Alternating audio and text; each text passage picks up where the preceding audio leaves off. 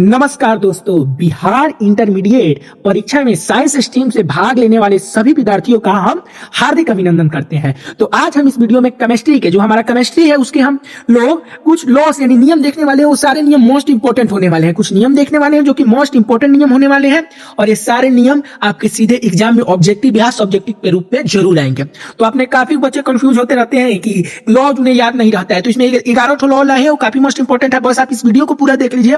आपके केमिस्ट्री के जितने भी नियम से उसके परिभाषा या उसका जो भी पूछेगा, ऑब्जेक्टिव फॉर्म में भी पूछता है लॉ के बारे में, तो आपका वो कॉन्सेप्ट क्लियर हो जाता है। अब चलते हैं, अब इस वीडियो को शुरू करते हैं। तो जो हमारा आज का फर्स्ट वीडियो है कि द्रव्यमान संरक्षण का जो फर्स्ट हमारा लॉ है द्रव्यमान संरक्षण के नियम से है। द्रव्यमान संरक्षण का नियम जो है वो हमारे एंटोनी लुआयर्जियस ने दिया था और इनका यह कथन था, इनका एक कथन दिए थे कि किसी भी रासायनिक अभिक्रिया में द्रव्यमान को न तो उत्पन्न होता है और न ही नष्ट होता है, कुल द्रव्यमान स्थित रहता है। यानी कि ऊर्जा संरक्षण का नियम जैसा है ना, वैसा ही द्रव्यमान संरक्षण का भी नियम है। जैसे ऊर्जा संरक्षण का नियम है वैसे ही द्रव्यमान संरक्षण का नियम भी है कि अगर हम किसी रासायनिक अभिक्रिया को कराते हैं तो द्रव्यमान का न द्रव्यमान उत्पन्न होता है और न ही वो नष्ट होता है, कुल द्रव्यमान स्थिर रहता है। यही जो है द्रव्यमान संरक्षण का नियम है। यदि आप देखिए, इसमें आप एग्जांपल से देख सकते हैं कि अगर हम हाइड्रोजन और ऑक्सीजन की अभिक्रिया कराते हैं तो हमें जल प्राप्त होता है। तो इसमें जितना हाइड्रोजन ऑक्सीजन का कुल द्रव्यमान होगा ना, उतना ही पानी का कुल द्रव्यमान होगा।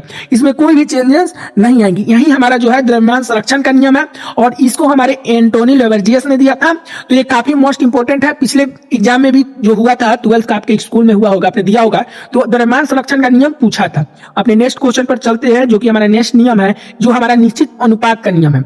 यह जो नियम है हमारा निश्चित अनुपात का नियम है और यह जो नियम है हमारे जोसेफ प्राउस्ट ने दिया था। और इस नियम के आधार पर उनका यह कहना था कि किसी यौगिक के तत्व सदैव निश्चित द्रव्यमान अनुपात में ही पाए जाते हैं।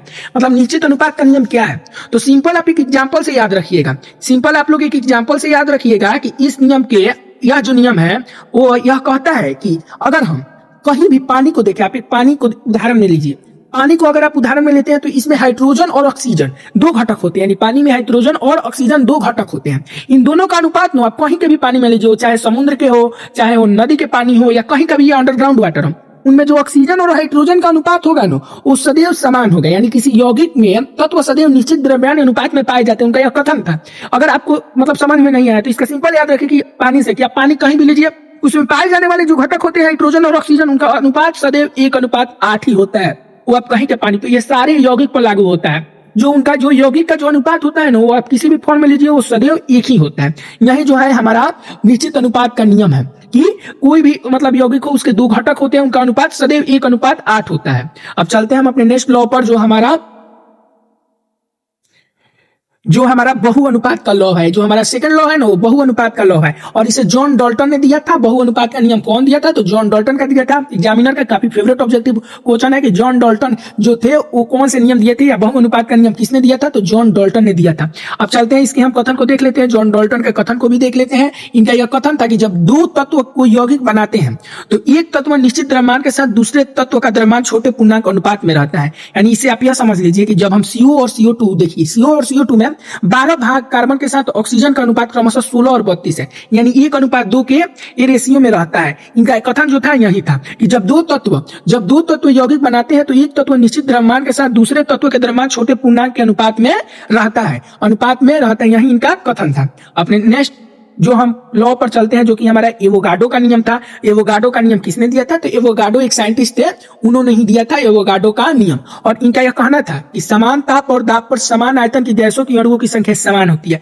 यदि आप समान तापमान और समान दाब लेते हैं तो आप गैस जो भी जितने भी गैस होंगे उनके जो अणुओं की संख्या होगी वो हमेशा समान होगी। इसे उदाहरण से समझिए कि 1 लीटर हाइड्रोजन और 1 लीटर ऑक्सीजन के गैस में अणुओं की संख्या हमेशा समान होगी। कब होगी, तो जब उसका तापमान और दाब निश्चित होगा, तभी होगी। यही जो था हमारा एवोगाड्रो का लॉ था कि समान ताप और दाब पर जो आयतन होती है गैसों में अणुओं की संख्या होती है वो हमेशा समान होती है। अब हम चलते हैं अपने नेक्स्ट लॉ पर, जो कि हमारा 5 नंबर लॉ है। यह लॉ जो हमारा है वह बॉयल का लॉ है और इसे रॉबर्ट बॉयल ने दिया था और इसका यह कथन था स्थिर ताप पर गैस का आयतन उसके दाब के व्युत्क्रमानुपाती होगा।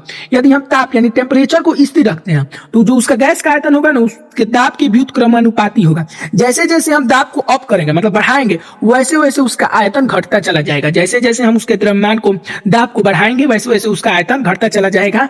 यही जो है उन्होंने दिया था, यदि किसी गैस का दाब दोगुना कर दिया जाए तो उसका आयतन जो है वो आधा हो जाएगा। यही जो हमारा बॉल का नियम है वही है, यही हमारा बॉल का नियम है। अपने नेक्स्ट हम लॉ पर चलते हैं जो कि हमारा चार्ल्स का नियम है और ये हमारा 6 नंबर नियम है कि इनके अनुसार जो चार्ल्स का नियम है वो जैक्स चार्ल्स ने दिया था और इनका जो कथन था वो यही था कि स्थिर दाब पर गैस का आयतन तापमान के समानुपाती होता है। यानी अगर हम दाब को जो दाब है उसको हम अगर स्थिर रखते हैं तो जो हमारा गैस का आयतन होगा वह जो उसके तापमान के समानुपाती होगा। गैस का आयतन उसके तापमान के समानुपाती होगा, यानी जैसे जैसे गैस का आयतन बढ़ाएंगे वैसे वैसे उसके तापमान में भी वृद्धि होगा। तापमान में यही शर्त है कि वो केल्विन में होना चाहिए, यानी जैसे जैसे हम टेम्परेचर को बढ़ाएंगे गैस का आयतन भी बढ़ जाएगा। अपने हम नेक्स्ट लॉ पर चलते हैं जो कि रॉल्ट का नियम है। काफी एग्जामिनर का फेवरेट नियम है, इससे कई बार क्वेश्चन और मोस्ट इंपोर्टेंट या एक नियम है जिसे हमारे मेरी रॉल्ट ने दिया था। इसे सिंपल आप रॉल्ट का नियम याद रखिएगा, यही इसको अधिकतर जगह प्रोनाउंसेस में रॉल्ट बोला जाता है। इनको इतना बड़ा नाम याद रखने की कोई जरूरत नहीं है। काफी मोस्ट इसमें ऑब्जेक्टिव बहुत सारे पूछते हैं। अगर आप टारगेट का बुक लीजिएगा ना उसमें ये वाला क्वेश्चन आपको दिया रहेगा, ये जो समीकरण है ना वो दिया रहता है कि ये किसका नियम है या रॉल्ट का नियम इनमें से कौन है, तो ये आपको याद रखना होता है। तो इनका जो कथन था वो आप देख लीजिए कि किसी बिलियन में किसी घटक का आंशिक वाष्प दाब उस घटक के मूल विनाश के समानुपाती होता है। यानी किसी बिलियन का जो आंशिक वाष्प दाब का होगा उसके मूल विनाश के समानुपाती होगा। यही जो है राउल्ट का नियम है और ये उसका समीकरण है, इसे याद रखिएगा। पीए बराबर पीएफ एक्स है गुना एक्स इंटू एक्स है, यही जो है राउल्ट का नियम है। अपने नेक्स्ट हम नियम पर चलते हैं जो कि हमारा हेनरी का नियम है और हेनरी का नियम यह है जिन्हें विलियम हेनरी ने दिया था और ये भी हेनरी का नियम आपके पिछले एग्जाम में पूछा था। पिछले एग्जाम में हेनरी का भी नियम पूछा था और एग्जामिनर का मोस्ट फेवरेट नियम है कि किसी द्रव में जो इसका नियम है किसी द्रव में घुलने वाली गैस की सांद्रता उस गैस के आंशिक दाब के समानुपाती होती है। यानी हम जैसे जैसे किसी गैस में दाब को बढ़ाएंगे वैसे वैसे जैसे जैसे हम दाब को बढ़ाएंगे वैसे वैसे किसी द्रव में गैस जो है उतनी अधिक मात्रा में घुलती है। इसके 3-4 उपयोग भी पूछते हैं, आप इस उपयोग को याद रखिएगा। जो समुद्र में अंदर गोताखोर जाते हैं ना, समुद्र के अंदर जो गोताखोर जाते हैं वह जो है ना वो हेनरी के नियम का पालन कर जाते हैं। वो अपने ऑक्सीजन सिलेंडर में हीलियम के को लेकर जाते हैं। और दूसरा कोल्ड ड्रिंक में इसका उपयोग होता है। कोल्ड ड्रिंक जैसे कि इसमें दिया ही है, इसमें यह दिया है कि कोल्ड ड्रिंक CO2 गैस अधिक दाब पर भरी जाती है। आप देखते हैं कोल्ड ड्रिंक को हिलाकर खोलते हैं तो अचानक से फेंक देता है, उसका जो है वो हेनरी के नियम की वजह से ही हो पाते हैं, बात याद रखिएगा। और इसका जो नियम है KH इंटू सी है, P बराबर KH इंटू सी। KH एक नियतांक है और जब हम P और A आप लॉन्ग वीडियो में देख लीजिएगा, इसका नियम अब सिद्ध कराने चलेंगे तो बहुत देरी होगी। अब चलते हैं हम अपने नेक्स्ट लॉ पर जो कि हमारा फैराडे का विद्युत अपघटन का नियम है। फैराडे का विद्युत अपघटन का नियम है और ये काफी मोस्ट इंपोर्टेंट नियम है। फैराडे का विद्युत अपघटन नियम, इसका एक ऑब्जेक्टिव भी याद रखिएगा कि विद्युत अपघटन का नियम कौन दिया था, तो फैराडे ने दिया था। या ऐसे रहता है फैराडे ने कौन सा नियम दिया था, तो विद्युत अपघटन का नियम दिया था। चलते हैं, इनका पूरा नाम जो होगा वो होगा माइकल फैराडे और इनका जो 2 नियम दिया था, पहला नियम यह कहता है कि विद्युत धारा से अपघटित पदार्थ का द्रव्यमान प्रवाहित आवेश के समानुपाती होती है। यानी आप ये याद रखिएगा, आप विद्युत अपघटन कराते हैं तो आप जितना मात्रा में उसका आप आवेश दीजिएगा उस अपघटन में उतना ही मात्रा जो होगा वो द्रव्यमान पदार्थ की अपघटित होकर एनोड या कैथोड पर जाएगा। और इनका जो दूसरा नियम है कि समान विद्युत आवेश में विभिन्न इलेक्ट्रोडों में इलेक्ट्रोलाइटों में निक्षेपित पदार्थ का द्रव्यमान उनके समतुल्य भार के समानुपाती होता है। दूसरा नियम यह कहता है कि समान विद्युत आवेश से विभिन्न इलेक्ट्रोलाइट में निक्षेपित जो निकला हुआ पदार्थ होता है अपघटित होकर का द्रव्यमान उसके समतुल्य भार के समानुपाती होगा।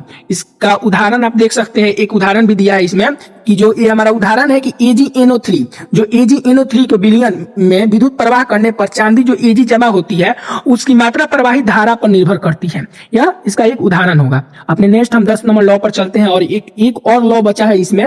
10 नंबर लॉ में एक और लॉ बचा है इस वीडियो का। जो 10 नंबर हमारा लॉ है कि ये लेस सातेलिया का सिद्धांत है, लेस सातेलिया, और इनका वैज्ञानिक जो दिए थे वो लेस सातेलिया ने दिए थे। और इनका कथन था कि यदि किसी संतुलित रासायनिक प्रणाली पर ताप दाब या सांद्रता में परिवर्तन किया जाए तो वह दिशा में अग्रसर होती है, जिसमें परिवर्तन का प्रभाव घट जाता है। मतलब ये पीछे सिंपल याद रखिएगा, N2 और 3H2 का होता है तो 3NH3 प्लस हीट उत्पन्न होता है। इसमें दाब बढ़ाने पर समतुल्य दाईं ओर अमोनिया बनाने की दिशा में घिसक जाता है। जैसे दाब बढ़ाएंगे तो अमोनिया बनाने की दिशा में घसक जाएगा।